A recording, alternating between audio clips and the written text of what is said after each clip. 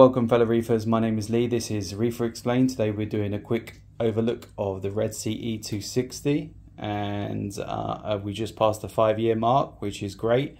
Obviously it's not been clear sailing along the paths. We've had dinos, we've had algae, long hair algae, we've had some deaths, we had some issues with rock and so forth. So everything is doing really well. I'm really happy with it, and I think at the moment we're just going to let everything kind of grow out, some of these smaller Gonipora frags,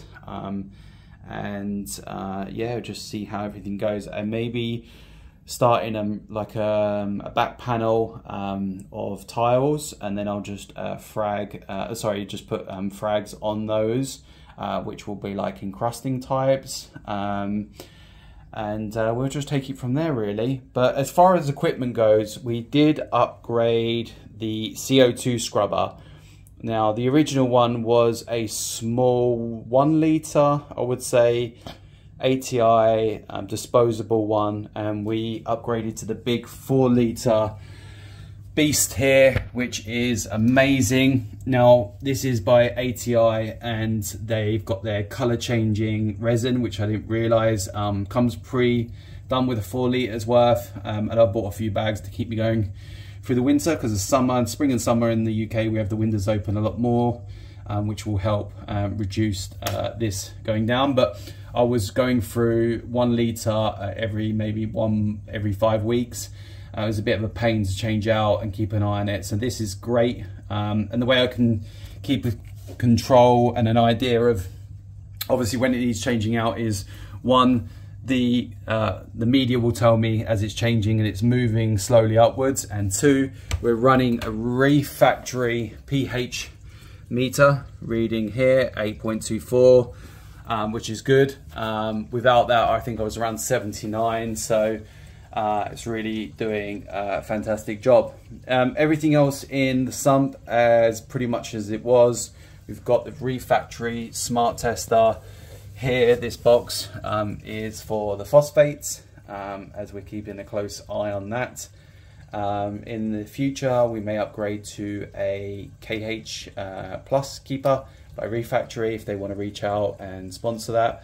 That would be handy, seeing as I've got the thermal control, we've got the thermal view above, we've got the pH meter, the smart tester, and today just arrived, paid for, is the Reef Dose Pump X1. So I bought this because it should work with the smart tester on the phosphates, and we're going to hook up phosphates to this. So my tank is going through a lot of phosphates, and I've been checking with ICP tests. I've used Salifert test kits, I've used Hanna checkers, I've used now the smart testers, and they, without any media in here to take that out, just with the general roller mat, the skimmer and the filtration, we're running at anywhere between 0.01 very low and 0.02, and that is with dosing. I can get it up to 0.03 or above if I dose heavily on phosphates, but I want to keep that in check, because what I don't want to do is have a imbalance of that and the nitrates and then have a massive algae issue. Now for a long time, for the last 6 to 8 months, I've had no algae in this tank. Now I have had a bunch of snails, and I had a tuxedo urchin. The tuxedo urchin actually died after about 3 or 4 years old of being in the system, sorry, should I say. And that's a real shame, because I didn't see it coming that the algae was completely depleted in this tank. I had like long hair algae over this, and I think what I did was I got the nitrates, they're sitting around between 5 and 6, and I do dose a couple of mils, maybe 5 mils a month on nitrates from NIOS in a bottle, just to keep them elevated above 6 if I can. And phosphates, yeah, as I said, I'm heavily dosing, and what I found is the tester is set daily now, and I'm gonna set this up to work with it. I may just do it this manually for a while to make sure that the doser is dosing the correct amounts.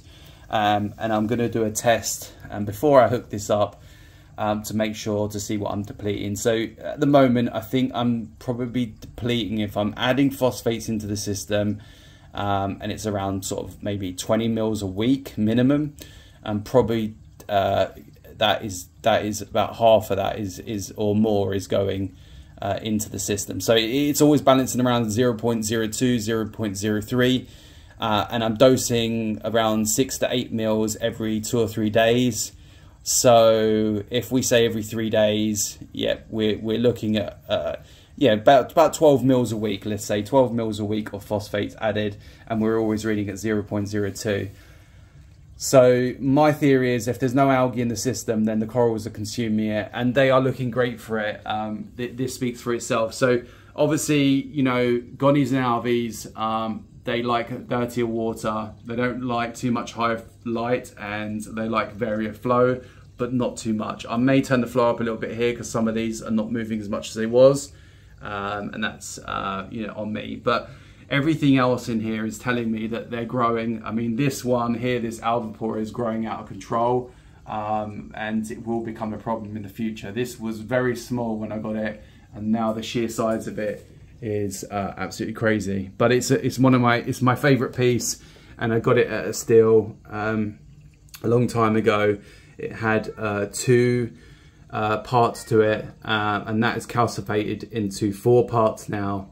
And this was around £45, this piece, and look at it, it's absolutely gorgeous. So yeah, these are burnoporas. I think they're slightly smaller, but these were a tiny stump, not even barely a frag, and now they are absolutely beautiful and luscious, and they're doing really well. And I really do think it is something to do with the phosphate and the nitrates being in balance to a certain degree, because otherwise the system had loads of algae on the sand bed, diatoms. The system was imbalanced. I had algae over the rocks, constantly taking the rocks out, scrubbing it, trying all kinds of scenarios, and now I've just left it alone and just keeping the phosphates and nitrates in check, and that's really worked out for me. Now that may not work out for every system depending on what you've got running, so I hear that SPS may not want a higher density of phosphates and nitrates, but with gonnies and alvies, I believe that they do. If anyone wants to hit me up and tell me anything different. My elegance corals as well is doing really well as a result. They were doing pretty well, but they are at the back here. There's another one over here. You can see in the corner there, it's a beast. I have to keep it away from everything else. And if you have tuxedos or any crabs, be wary that if they fall into that, they're gone. They get stung and or devoured or whatever, but they are deadly against anything else. So they're a bit like an anemone, so just be wary of that.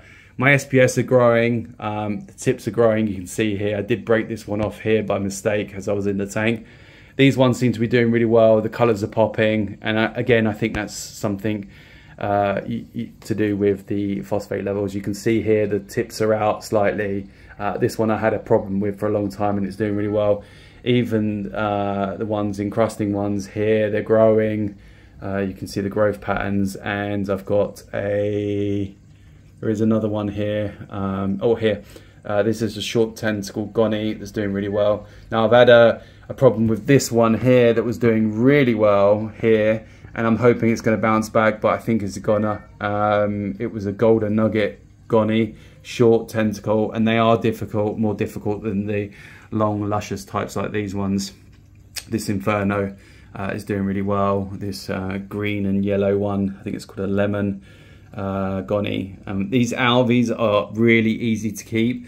The only difference really with the alvies and gonnies is alvies will get out of controlly big. This one as well is one of my favorite. It's just something to bear in mind. You're going to put them together, they're fine. They don't mind being touching each other and so forth, but you just want to be wary of that, that it's going to be okay. So going through the system, as I said, apart from the CO2 scrubber and now this new pump, we'll take a look at this now. So sorry, I've just babbled on. Now this was retail, I think around £130, which is quite expensive for one dosing pump. That could have just got a cheaper brand.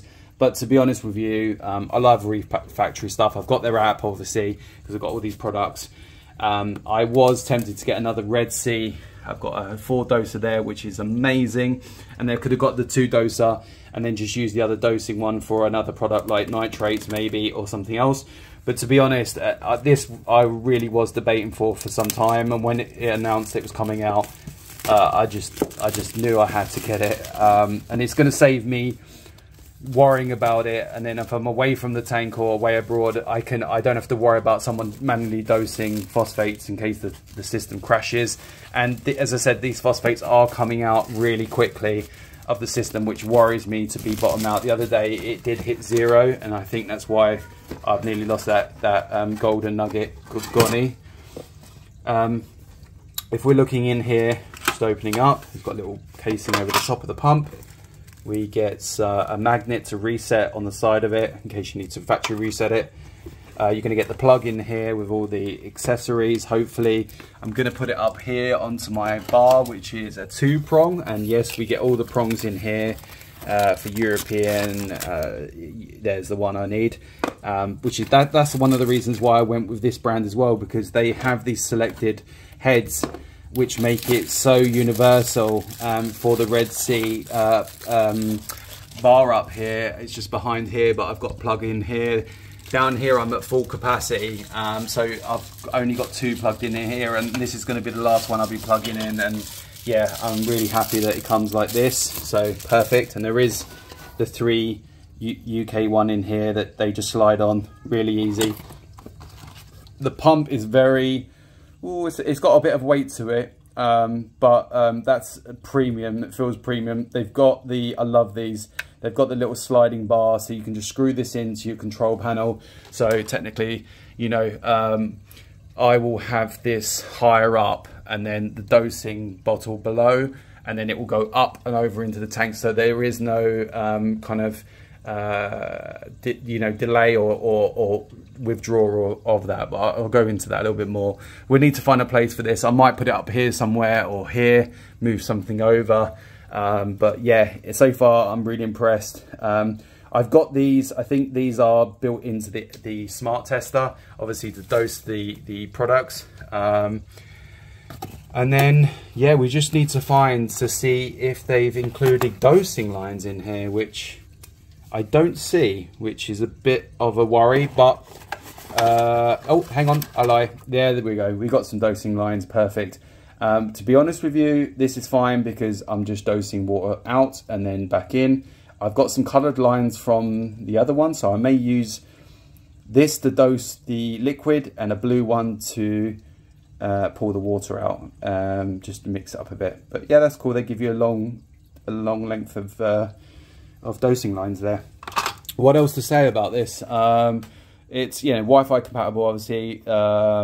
It works with a smart tester, and that's really about it for now. I think I'll do a complete update on it once it's installed, how it's working. But as looking at it, yeah, it feels really really premium. And I love that they put these little things in here so you can just mount the screws. And I think it comes with, if I'm not mistaken, no, okay, on the back here there is a QR code that you can scan, and it will set it directly up onto your phone, onto the app. And so yeah, I love that the way they do that. Hopefully this is silent. I will again test and show you online once it's done. There's the power going in, and yeah, amazing. Refactory smashed it out of the park. Hopefully it works really well and it's really intuitive to use. Please hit me up and like if you like the video. If you want any tips and tricks, and if you like my setup, please let me know what you think, and we'll take it from there. Thanks for watching. Take care. Bye.